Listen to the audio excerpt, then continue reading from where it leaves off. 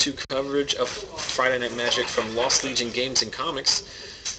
Let's pile right into the matchup we've got for you. On the left, Ian Strege. Ian works a lot on Fridays, doesn't always get to play FNM, but he's here tonight, so it's glad to see him. He is playing a very interesting Bant mid-range deck that also plays Unexpected Results. I told him when I saw him playtesting that he was guaranteed to play on camera tonight, so we will see how it goes. He's playing up against Reid, who's in town from college this weekend, and he's playing Esper Control with Lingering Souls. So Ian on the play, winning our requisite game of rock, paper, scissors with an on-curve Farseek. His Bant deck is basically Bant good stuff, Restoration Angels, Thrag Tusks, and that kind of biz. And then, like I said, also playing Unexpected Results. And then, like I said, Nick's deck is a pretty standard Esper control deck. He's playing all the counter magic and whatnot, but he's also playing Lingering Souls, which I know some of these decks don't necessarily play. A turn 3 Farseek from Ian as well, so getting way ahead on mana but not pressuring the board much, which his deck doesn't really do, so this is not...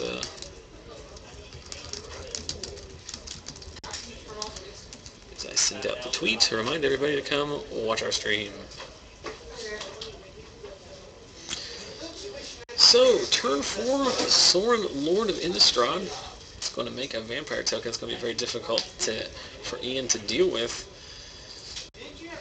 As we see in his hand, I see an Unexpected Results, I see a Centaur Healer, and I see some land. Azorius Charm, also in his hand. He needs some kind of way of dealing with Sorin, although if I know, as we do see Unexpected Results, so Ian's going to shuffle up and spin the wheel, and we will all hold our breath and hope it's something monumental and exciting. It's Plains. So not nearly that good, but it does at least put the results back in Ian's hand. But more importantly, Ian now has a untapped 5 lands to protect his Sorin with. Going to pile in with his vampire token. And Nick's going to resolve a Jace Memory Adept and immediately go to the mill plan, so this game might actually be over very quickly, as Nick didn't miss a land drop, played 2 on-curve Planeswalkers, and Ian missed on his Unexpected Results. Here comes an O-Ring, who's going to probably answer the Jace. It does, in fact.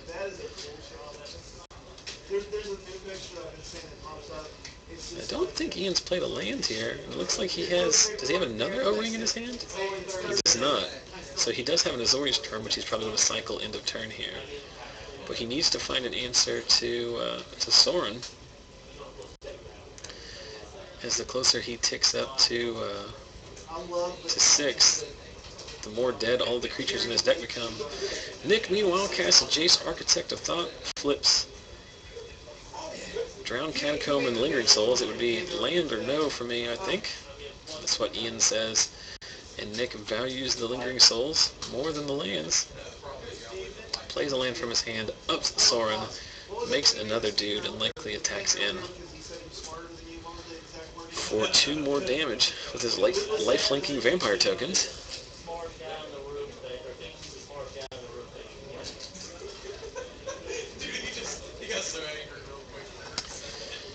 So Ian down to 15. Into turn, he is going to cycle his Azorius Charm.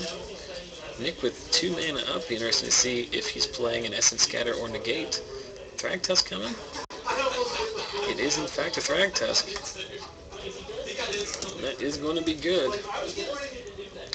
But Ian misses yet another land drop, and Nick is going to untap. With Sorin on ultimate, I doubt he will ultimate him this turn, given the board state. But Ian, in a spot here, desperately needs to find another Oblivion Ring. So looking at Nick's hand, he's got another Jace Memory Adept, looks like 2 Supreme Verdicts, and 2 Lingering Souls. He's going to get rid of his own Jace to Factor Fiction, clearing the way for the Jace in his hand. Reveals the 3 land split.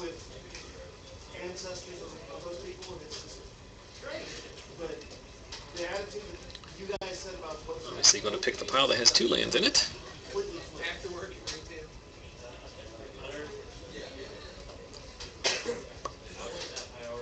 So here comes the Jace, likely going to go to the mill plan again. And then next turn, if he ups Sorin here, which I imagine he will, he has the interesting ability next turn to steal Thragtusk and blow up his own Jace, so he can mill 20 cards next turn because he can mill with the Jace, then blow it up with Sorin, get it back, and do it all again. So Ian, in a spot here, likely going to just spin the wheel and see if he can come up with something with results. No, he has another O-ring. So that's going to take out the Jace. Or is he going to take out the... Oh!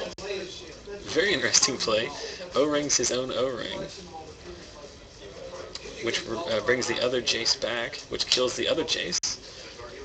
And a Centaur Healer resolves, putting him back up to 23, but now facing down a Sorin Ultimate, which will steal both of his creatures. Will leave Ian with a Beast token, since the creatures do get destroyed and then return to the battlefield under Nick's control, but still not a spot Ian wants to be in. We do know that Nick has, if I'm not mistaken, 3 copies of Lingering Souls in his hand now, as well as multiple board wipes. Pretty good play from Ian.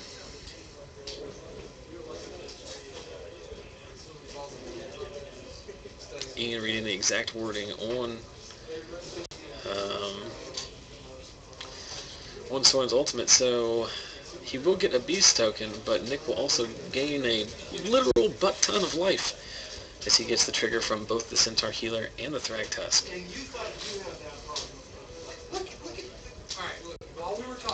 And there is the front half of Lingering Souls, which does resolve. And he's just going to pass back, representing Counterspell Magic. You see, Ian here, he does have an Angel of Serenity, which he's also playing. I had forgotten about that. Be interesting to see if he just runs it out there. I don't really think he's in a position where he can play around counter magic. Angel of Serenity. Bouncing, so there's an interesting interaction between the Angel and the Sorin Ultimates. Now when the Angel dies, the Thragtusk will return to its owner's hand, which is Ian. He's also removing both of the Lingering Souls tokens. So basically trying to get rid of the flying blockers so that he can get after Sorin. Well, Ian has survived 1 Sorin Ultimate and is not 100% dead as it stands. So he's got to be feeling good about his board state as it is. I also realize that I have not updated the round number since this thing started. So our FNM has been starting shortly for the last 1 hour. So we see Nick flashing back the back half of Lingering Souls that he cast last turn, and then cast the front half of a fresh one. Interesting to see why he's, I guess he's just trying to play around sweepers or whatnot, or just not trying to overextend and give himself an out, as he does have 2 Supreme Verdict and a Drowned Catacomb left in his hand, because Ian knows that he doesn't have counter magic, as he obviously would have countered the Angel of Serenity last turn.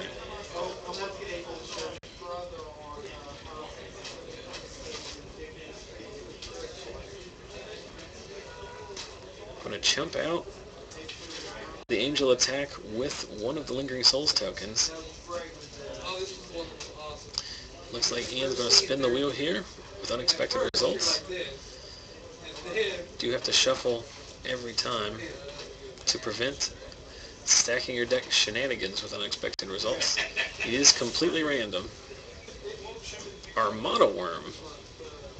Seems pretty good. 4 mana for 10 power of dudes across 2 bodies. Can't really complain about that. So Ian with a very impressive board state, but Nick with all the bodies did not see what Nick drew. He does have a Lingering Souls in his bin, and he's going to Ultimate Soren to make an emblem, turning his team into a pretty impressive force here, as he has 3 Lingering Souls tokens, a Beast token, as well as 3 Soren Vampires and a Centaur Healer that he stole using Soren from Ian. Now Nick's got to figure out this very convoluted board state if he can race. Ian, of course, is playing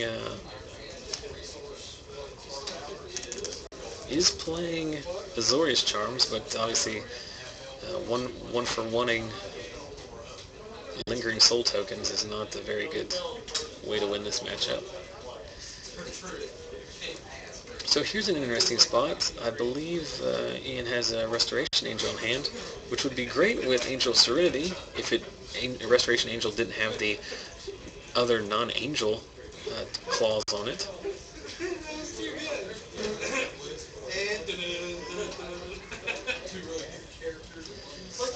So Ian lining up some attacks here.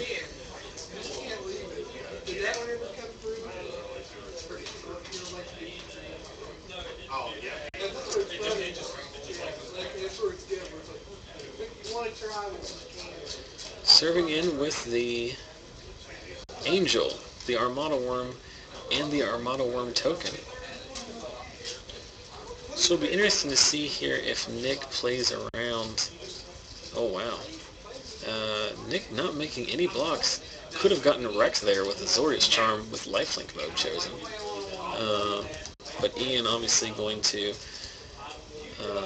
blink Armada Worm for 3 bodies.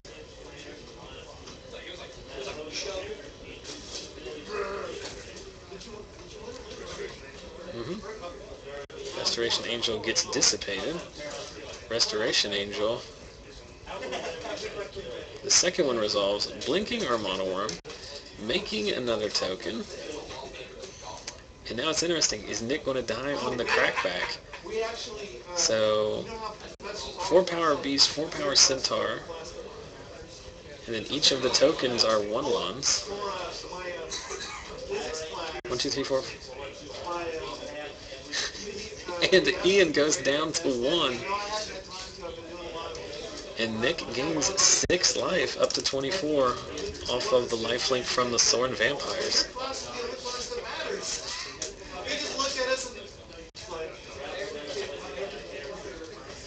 So Ian has 15, 21, 26 power on board. That's enough. If Nick doesn't add anything, and he's going to have to sweep the board here. He has no other choice. He's dead if he doesn't. So Ian stabilizes at 1, gets his own Thragtusk back as his Angel of Serenity dies. All of those Lingering Souls tokens are gone, and I'm not for sure, but I believe Nick has exhausted his Lingering Souls in his graveyard. So Ian's going to gain 5 here, add a Thragtusk to the board.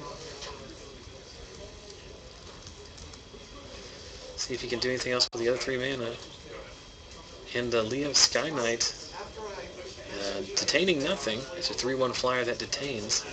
Oh, and Nick riffing Lingering Souls off the top for 8 power of Dude, since he does, remember, have Soren Emblem.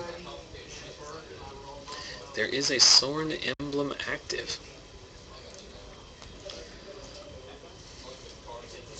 So Ian facing down a lethal attack again. He needs to gain some life here. He's going to trade 1 token with the Sky Knight, take 5, dropping Nick to 19. There's another Thragtusk. And another Sky Knight detaining a token. Nick draws a land off the top. Is he going to Verdict again? Verdict's not even really good here because he's going to leave Ian with 6 power of Beast tokens. I think in this spot you probably just He's going to get in that too, and he's going to wipe the board, I think. No, he doesn't. Attacking for 10. Nick's just going to take it. Dropping him down to 9. So we're all square at 9 apiece. Not sure what's in Ian's hand. We know it's 2 live cards.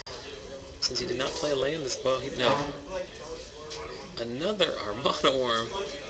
It's just like Battle Cruiser magic. Haymaker after Haymaker. So Nick has to wipe the board here, so he's going to go ahead and get the damage in. Oh, casting Jace before combat. Going to go ahead and dig Azorius Charm, Nephalia Drownyard, and Isolated Chapel. I guess the choices here are Drownyard or Charm. Ian putting more value on the Charm. Nick putting more value on the Drownyard.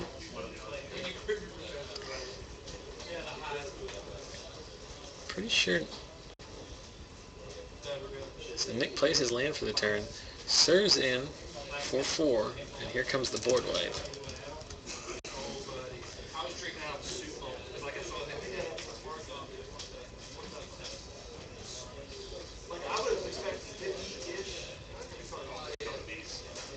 Oh, he had two Supreme Verdicts. So Nick now with the Drownyard active, 2 verdicts, clears the board all the way down to nothing. Ian with Hallowed Fountain in his hand and nothing else, passes back with no action. And this game has turned into quite an affair.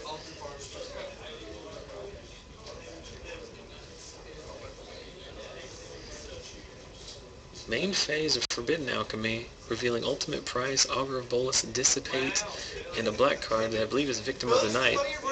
Keeps the Dissipate, and that might be enough as Ian is pretty low here on cards in library with no card.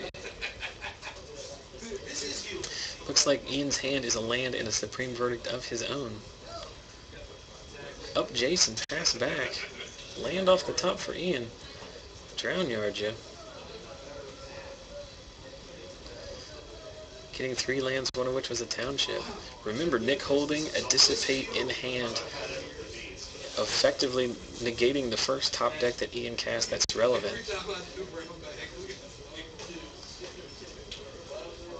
-2 Jace, another mini factor. Oh, and there's the Sphinx's Revelation.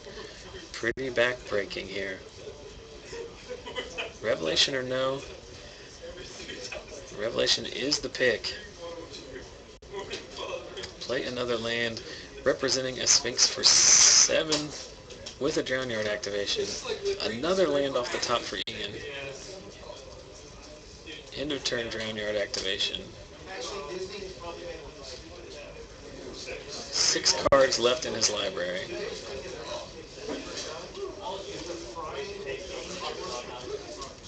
And Ian's just going to go ahead and scoop him up. So I hope everyone was watching very closely, because that's one of the better games of Magic that I think we've ever had on our stream.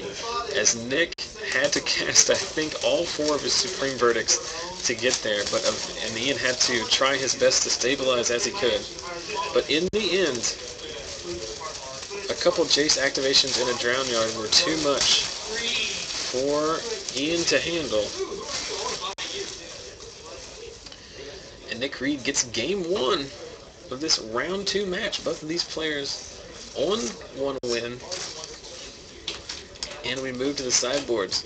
So as these 2 guys sideboard, we'll remind everybody like we always do in round 2 of our future matches. You may have seen these guys and the pair of guys in round 1 before them start their game off with a delightful game of rock, paper, scissors using these fun and exciting novelty cards from the Unglued Parody set. Don't roll dice or flip coins. Get with the 21st century and start your games with rock, paper, scissors. Are you saying to yourself, but Zach, I don't have my own playset? I would love to do that, but I literally cannot. Well, you are in luck, because we give them away each and every week right after I get done rambling at you. I'm going to post on our Facebook page at facebook.com/ZachSellsMagic. All you need to do is head over there, look for that post, and you've got 4 different ways to enter for a chance to win. You look at that post, make sure you like our page to start with. You must be liking our page or following me on Twitter in order to win via either of those methods. But you find that post, you like it, you comment on it, you share it. Each one of those is a separate entry. This also shows up in my Twitter feed, twitter.com/ZachSellsMagic. Follow me on Twitter and retweet that post, and that is your fourth way to enter. So 4 separate ways to enter each and every week, and we draw the following week for the previous week's giveaway. Are they worth a ton of money? No. But are they worth a lot? In sentimental value? Absolutely. You know, it's funny, I mentioned this last week, but I've collected a lot of these over the years. So when I first started giving these out and started doing the stream back in August, I was just going through my own personal collection for a long time. Then I ran out of those, then I had to buy some more from online, bought a bunch of them. I recently ran out of those, and when I went back to buy more of them, couldn't help but notice that there'd be hundreds in stock that had been previously in stock when I bought them the first time around. Down to like sold out in some places. So and they've raised the price slightly. So slowly but surely, those are becoming much harder to find and much more of a collector's item. So you can earn them for free by just helping us out with our various forms of social media. Those of you who've watched since the beginning of the stream, I appreciate your dedication as we're up to 100 viewers, which is slightly below average, but still pretty good. But for those of you who are just joining us or have not watched in the past, the best way to support the stream is to follow us on our various forms of social media with daily content on both Facebook and Twitter.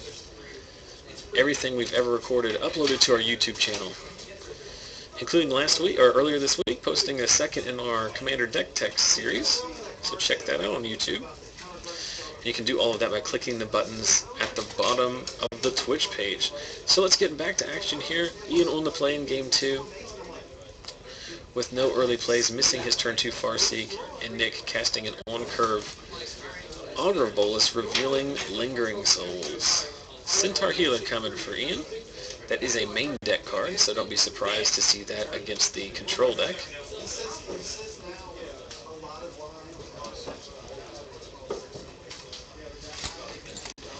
So Ian up to 23. Nick representing Counterspell Magic, although he does not have Dissipate Mana available. Not sure what his other Counterspell package is, as we didn't see much in Game 1. Restoration Angel attempted. And Ian, Nick is going to allow it. I see a Supreme Verdict in his hand. He's likely just going to try and clear the board next turn. Interesting note, didn't choose to block there. If he is in fact on the Supreme Verdict plan, I assume he would have blocked the healer with the Augur. That's what it's there for.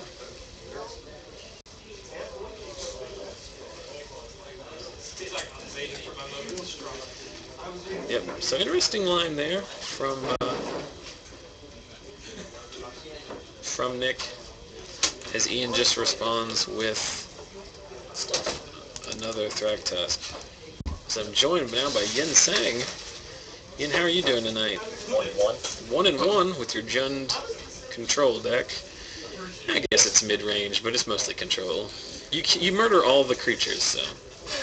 Grix has murdered my creatures more than I murdered theirs. Oh no. They're not running any. Who'd you lose to? Chris Harley. Okay. He drew 2 Izzet Charms right when he needed them. That'll happen. Right when I backed up for turn for 3 and played Raskin next turn, both of them can get Izzet Charmed. Sometimes you run good and get there. What can you do? Yeah. It's after I duressed turn 1 and figured out he didn't have any Izzet Charms when I was casting them. But sometimes it what's going on? So we've got on the left Ian Strege playing a Bant mid-range deck with unexpected results, playing against Nick Reid, playing Esper Control with Lingering Souls. Game 1 was probably, I don't know, top 3 games of Magic I've ever seen on the stream. As like it was just haymakers and haymakers, and Nick ultimated Sorin early, and Ian stabilized again and ended up losing late to a Drown Yard. Nick cast all of his copies of Supreme Verdict to get there. So we see Jace, Memory Adept, going straight to the mill plan. We do see Ian milling a planar cleansing, which would be interesting to see if that's a sideboard card. An O-ring is very important. Everyone has players at their store who play certain cards all the time. Ian Strege does not build a Magic deck that doesn't have an O-ring in it. Usually it has all the O-rings in it. I actually think I've only played him once that wasn't in a draft. So Ian is predominantly a limited player. Yeah. So the counter on board is Ian activating Moorland Haunt at the end of turn. I do need to break down and put together a small fat pack box full of tokens so people have the right ones. I've just neglected to do it basically out of laziness. Well, I'd like to have a good excuse, but really what happens is when I'm not here playing Magic or covering Magic, I'm at home not thinking about Magic. Which is probably a good idea. Long term, I think I'm winning. But it's at times like this where I really wish I spent more time. Oh, there is another planar cleansing. So maybe probably sides in 2 of those in the sideboarded games. I think I have a box of tokens in my car. I have tokens, I just don't want to create a box out of it. I hear you. So Nick has Drown Yard on Zane. Drown Yard is online, but he's also Nick also cast all 4 copies of Lingering Souls and the back half of Lingering Souls in the first game too. It was very grindy, and that's how he won. Is because he put on enough. He almost beat Ian with damage, but then Ian strung together some Thragtusk to survive. Then forced Nick to clear the board because Nick went all in on an attack. Ian had 2 Snapcaster Angels, and Nick could only counter 1, and so Ian blocked down to 1 and was going to kill him on the crackback. But then, Nick had to use Supreme Verdict to clear the board. Ouch. Like flashback Lingering Souls. Angel of Serenity, getting back his Thragtusk from his own bin and bouncing 2 of the Lingering Souls tokens. Yep. Most of the Esper control decks, are they playing Lingering Souls anymore? I think so. Okay. I hadn't seen it a lot lately, but to be fair, I'm gauging a lot of it based on our local metagame, as I don't watch a ton of the Star City standards anymore. I can't. Well, Garrett is the one that you would speak to about watching any of the pro players. He watches a lot of Star City. Yeah. I literally watch none, so I'm going by what I think would be put into decks. Yeah. And I think you would not put 4 copies of Lingering Souls, but you would definitely have at least 2. He may have 3 Lingering Souls, to be fair, but Yeah, I mean, all of them. He cast a lot of them in game 1. And there is our Mono Worm that will resolve, as there is no counterspell that costs 1 white or 1 black. Even if Mana Tithe was legal, he left one up. So choosing to show him our Mono Worm rather than cast the Thragtusk that we know is in his hand. Probably a reasonable play, is that our Mono Worm is going to do a lot. You have to answer the Mono Worm a lot quicker. Yeah. 2 5/5 tramples. We are getting confirmation in the chat that Nick did cast all 4 of his Supreme Verdicts. Oh, he has Strong Skull Reaver. How awesome is this? So, I guess he did answer the a card that I've wanted to be good for a long time. It's tough. We're going to see O-Ring come down here? Yep. Lorwyn O-Ring coming up. 3 mana. Wait. It's an O-Ring. I can see it. Oh. That's the problem with the 7-drop, is you rarely have counterspell magic up. Block, trample over. I don't think. Do they have trample? Our Mono Worm definitely has trample. I think the token does. End of turn Farseek. Might as well, right? Yeah. So Nick going to need to come up with 8 power, 8 toughness of blockers. So he has an alchemy which he can use to dig for a verdict, which seems to be the play here, right? Yeah. And he's checking before he draws to make sure he left up verdict mana, which I didn't think he had done originally. I think he could have also, if he has a way of getting rid of the O-Ring, detentions for whatever. Yeah, D-Sphere will work. I mean, Dark Skull has double strike, so I Yes. mean, it will die, I guess. Well, no, it won't. That's, No, it's like 3-7 or something like that. 3-6. I can't remember. I But would bring it up in the card viewer, but I'm pretty sure leaving the card viewer open is what causes my thing to crash in the past. So I'm just not going to risk it. he apparently drew nothing. Wait, is that premature scoop? You can derate. You can. Did he have a D-sphere? The D-sphere was in the alchemy pile. Oh, he can't. He can D-sphere the O-ring, get his Yeah. lever back. Yeah, that's the. Okay, it's apparently a 3/5, but it would buy a turn. You D-sphere the O-ring. I'm not saying that would have. I'm not saying he wouldn't have died the following turn, or Ian couldn't have Right. played something that would have killed But it him. would have lasted a turn. Yeah, I think there was at least a fog effect out of that D-sphere from that. You would have gained 6 and taken 0. Well, gain 6, take 5 from the other one that you can block. So It would have at least bought a yeah, turn. 4. Yeah. But it is within every player's right to concede at any point. That is not something I will argue with. I've never. That is true. So we moved to game 3 here. It had been 2. So Ian's deck is like, I don't know. Like I said, I know I've been playing Magic with Ian for years. Like it's a very Ian Strege deck. It is green and white value creatures, enter the board abilities, and white cards. But it's just all value. It's ramp into awesome 4, 5, and 6 drops. I don't think I want to play against that. 7 drops. That's not something that I can You play against. have no. Your deck struggles. You're going to need a lot of bonfiring to kill Armada Worms and Angel of Serenities. I only have 1 bonfire and 1 in the sun. How many ways do you have of dealing with Armada Worm? Dreadbore? Do you play Murder? No, I have victims. Oh, Victim is I mean, fine, yeah. it's still 2 It's not a 5, werewolf. 5s. Yes, it's still a 2 for 1. Yeah. So Nick going to go ahead and shock himself, which means he has some kind of charm open or think twice. He has the mirror charm, which you can cycle on yourself if you want to. I was playing earlier with Garrett. Max Turner's playing blue-black tonight, and I was playing Garrett with that deck. He's playing Esper Control, and I don't think we did anything with Demir Charm that wasn't just filter at the end of their turn to set up your draw. There are not a lot of live sorceries in play right now.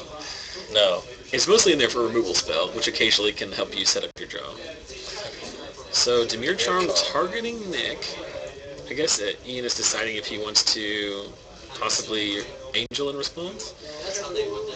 I think I would probably just save Angel for end of turn, make him tap out so you can untap into Thragtusk. Or I wonder if he's playing Big Garrick maybe.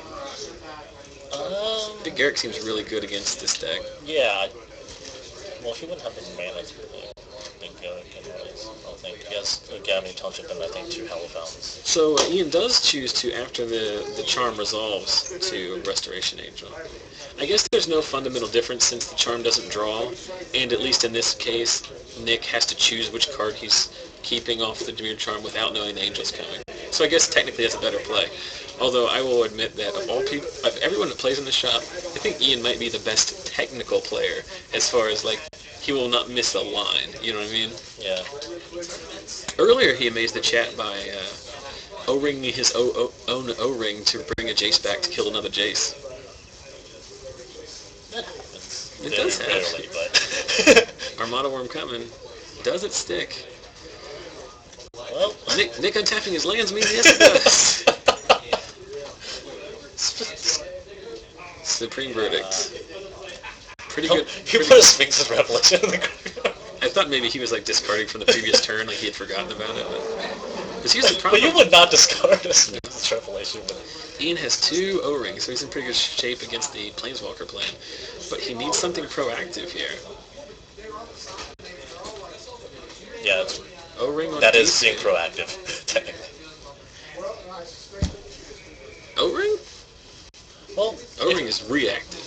No, you O-ring the detention sphere to get Oh, the yeah. Well, that, restoration yeah, in that back. case. In that So case, you, so you actually start putting on some pressure. What do I just blink out another one for the no value? You gotta get, what's 3-turn clock now? Like, you gotta get something on the board. Well, no, he definitely has Sphinx's Revelation in hand, so... Oh. Oh, man. Ouch. That's so brutal. He has another O-ring, though, right? It's like the best disenchant in the history of mankind. Yeah, he can't O-ring it back again. What? Huh? I was saying Didn't he have another O-ring? he has another O-ring. He can Yeah. do exactly what you're thinking here. Okay.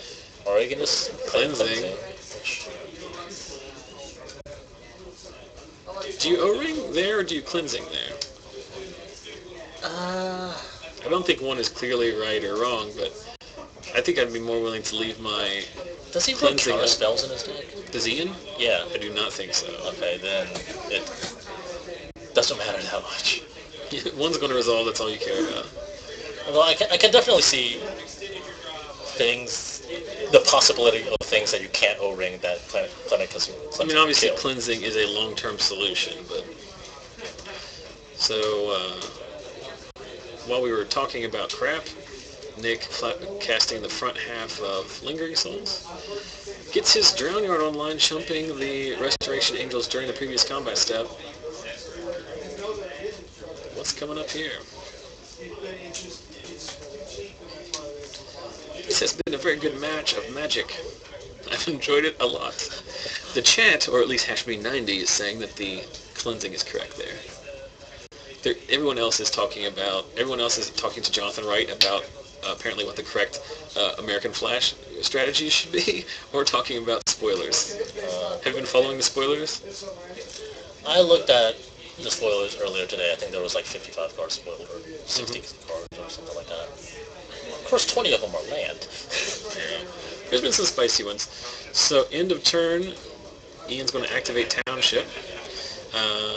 Nick did -2 his Jace, so those are full 4-power angels.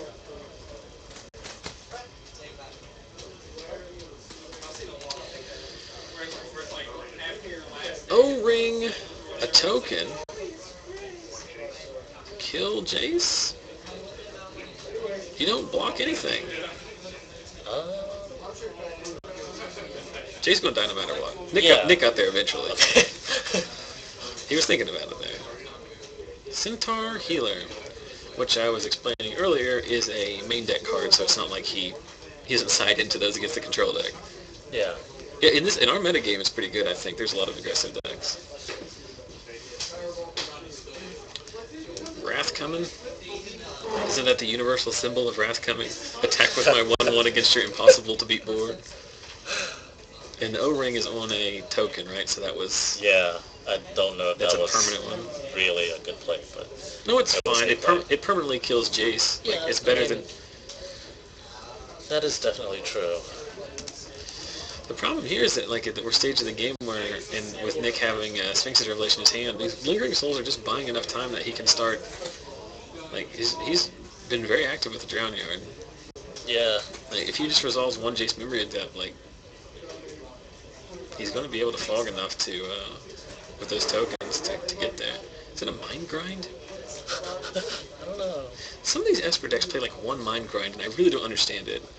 I did, and then I took it out. Because I cited it out every single time. Isn't it a sorcery? It is. And it's pretty useless, because it rarely, if ever, straight up kills them. I guess the fact that he's playing Jace makes it better. I didn't play Jace in my Esper just because I didn't own any. Whoops. The question is, does this resolve? Because if this resolves, that Sphinx's Revelation is not nearly as good.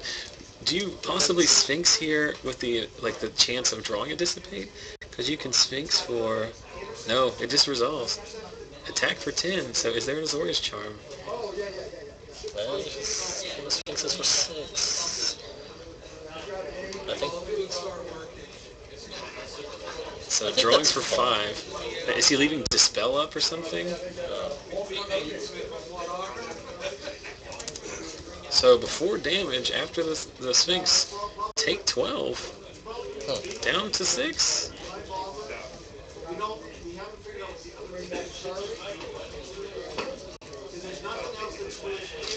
Did they put his life total up for this week's Revelation? You didn't... I'm trying to think. So if the chat can help us clarify, did you gain life from the... You went up to 23, you gained 5 life. He was at 18 before. Right, so he went up to 23, yeah. And then take 12. So down to 11. You should be 11. 11. Yeah. You're at 11.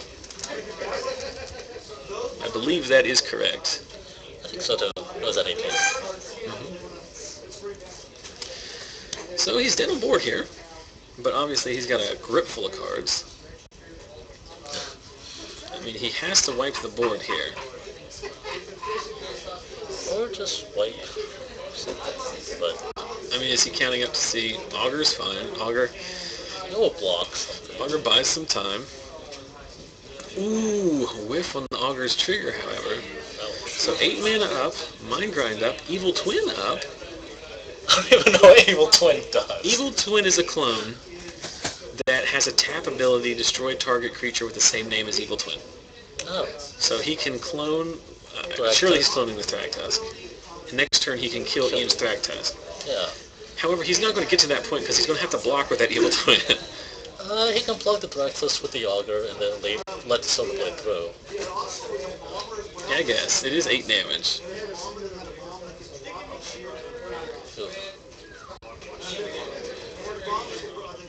So you have to activate your township here so that you can keep your Silverblade, right? Oh, no, it's already a 3. It's a... Yeah. I'm bad at Magic, my bad. There is the one Beast token that we apparently have out there. Getting work done with the one Beast token. Nothing added to the board from Ian. 2 results and an Azorius Charm get milled with the Drown Yard. Ian has a Centaur Healer, and I don't know what the other card is. It's a Restoration Angel. So... I really hope Nick has something. Because I don't think he should have blocked with the... Because what you do here, assuming Nick doesn't add anything to his board like Lingering Souls, do you end of turn Restoration Angel blinking the Thragtusk when the... No, you have to blink the Silverblade Paladin and then pair... No, that doesn't work either. No, you just don't do anything with the Angel, I don't think. You just make him beat you with what he's got on board. Like, the longer the game goes, like, the less... He's attacking with the 3/3 Beast, which probably means he has board wipe something. coming? Yeah. I don't understand why we're attacking at all. I guess that's correct, but I mean, like, what if Ian has a counterspell? Well, Heshbean says that he has a Snapcaster and a Verdict in the yard. Well, he has a Snapcaster, so even if... Yeah, yes, Nick does have a Snapcaster in his hand. Which means... And the Mind Grind. Verdict. Mm-hmm.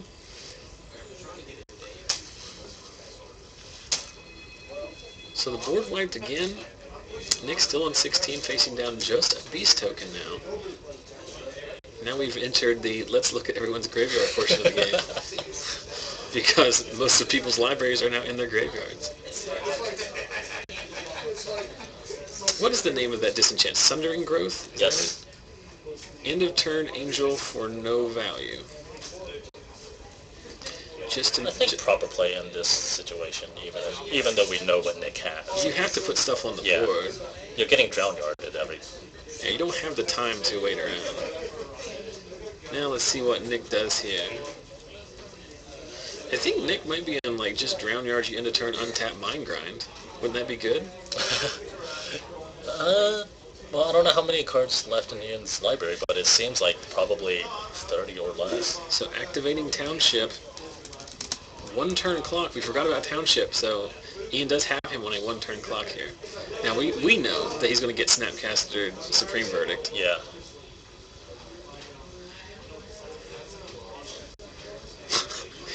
That is a sign that says Frankers has a dog picture on it, because Matt Taylor is here in the store tonight, and I was giving him a hard time because I said, how is he going to troll me in the Twitch chat if he's here in the building? And then he said, well, I'm just going to manually write my comments and insert them onto the table, which he just did. Frankers is that little dog that now is happening, so congratulations to Matt Taylor for trolling me without the use of a computer. Oh, and there's Jace Memory Adept, so straight to 10, I imagine, right? Yep. And the Mind Grind next turn is surely lethal. Yes. So unless Ian has some kind of... There's no haste, so... Not in his deck, no. And he doesn't have 4 open for the end of turn Angel. No, he's most likely screwed. I imagine he feels like he's drawing live because he has more than 11 cards. Something happened. Oh, Ian dropped an Angel Serenity. So let's see what Ian can muster here. Our Monoworm. It's not going to be good enough. No. Mill 10, Mind Grind. Or you just Mind Grind. Just mill 10 and...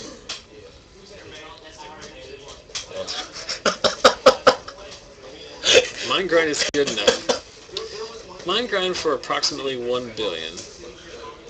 Yeah, I think it's like 11 lands or something. These games were so close. I mean... So he only had 5 lands back in his deck. So congratulations to Nick Reid. He ends up winning this grueling round 2 matchup between two very evenly matched decks. I just heard Ian say he had no idea who was going to win at any point in those games. So I was the same way. They went back and forth very quickly. So time is over in the round. I imagine we're not going to have a ton of time to get into our business. Reminder to everyone, we'll switch back to the camera real quick. Remind everyone that if you want to win this week's giveaway for Rock, Paper, Scissors cards, make sure to head over to our Facebook page at facebook.com/ZachSellsMagic, as well as our Twitter account, twitter.com/ZachSellsMagic. 4 ways to enter: like, comment, retweet, and share. You know what's interesting, Ian? You're a Magic financial guy. Do you know that since I've started doing these, the price on Rock, Paper, Scissors cards has doubled? From 25 cents to 50? Yeah, mostly. But it's not an inconsequential number. It's more than the price, it's the supply has considerably dried up. I guess if someone owned like 10,000 copies, they just doubled.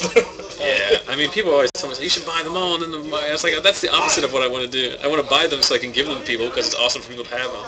Yeah. Because I have a soul, Ian. I have a soul. Some people here don't. So I was talking to a friend of mine, like a financial guy, about how Jace has spiked up in price. Jace the Mind Sculptor. Yeah. And I was like, yeah, my which they're now buying. Star City's buying at 100 and selling at 150 out of stock. And I was like, yeah, my card shop still had one for $95 in the case. He's like, awesome, man. Did you buy it? And I said, no. I told him to mark it up because I'm not a soulless, evil person. Like, this is the store I play at that I desperately don't want to close, so I'm not going to steal $50 from them.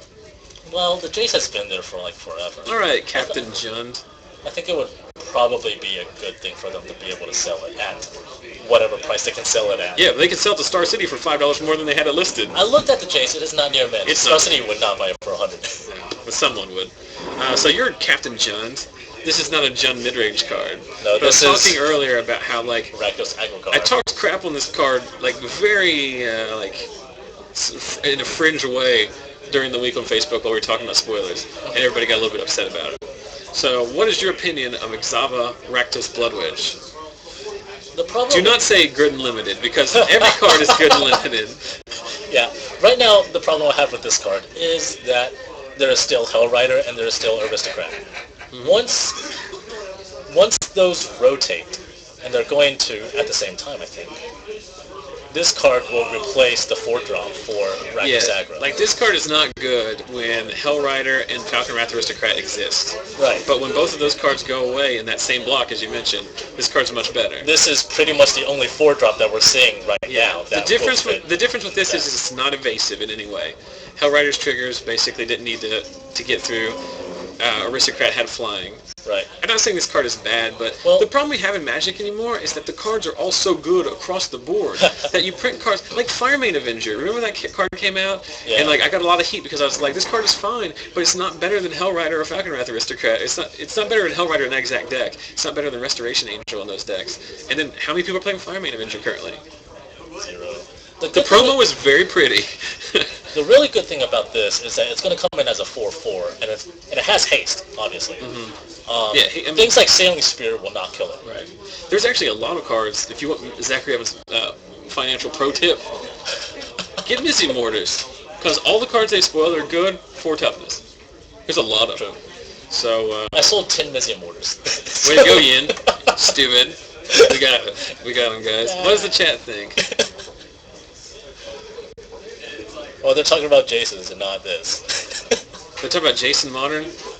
Jace is never going to get reprinted in Modern. Sir Cucumber talking about he still has 13 Modern Masters? I think it's Mizium orders. Oh, well, that's good. Because we were just talking about having a bunch of Mizium orders. No, it's because I sold off literally all of my other stuff. I think I only have Death Rights and Abrupt Decays left of any significant number.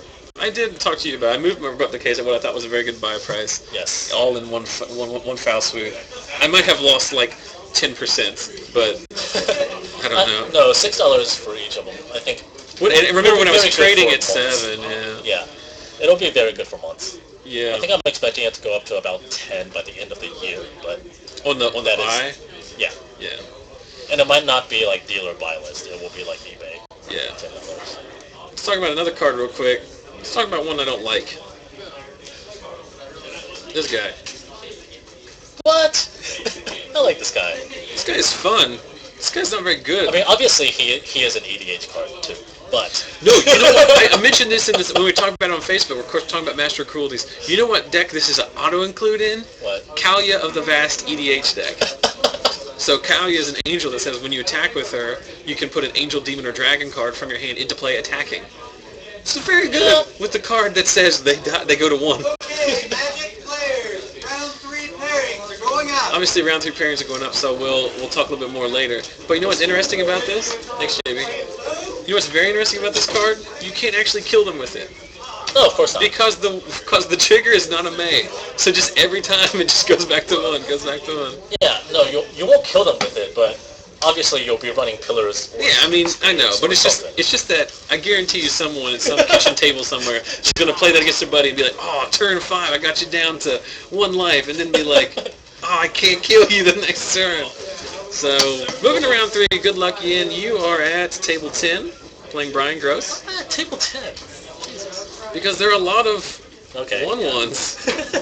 That's really so terrible. Okay, table 10. All right. Congratulations. And then for those of you sticking with us, I appreciate, we're up to 95 viewers, and I appreciate the fact that you guys are watching. I'm going to step outside and get you another feature match. In the meantime, like I said, make sure you sign up on all our social media accounts. Go over to Facebook, get signed up for this week's drawing. Of course, for those of you who participated last week, I've moved those drawings to offline the Saturday after because it does take a little bit of time to compile the list. So we'll be drawing for those, and I will post the winner on both our Twitter account and our Facebook page. And then also, wouldn't hurt, put up on your own stream or Twitter account, or call your friends, put an ad in the newspaper, let them know the stream's going on right now. Let's see if we can get up to over 150 this week. So step outside, be right back.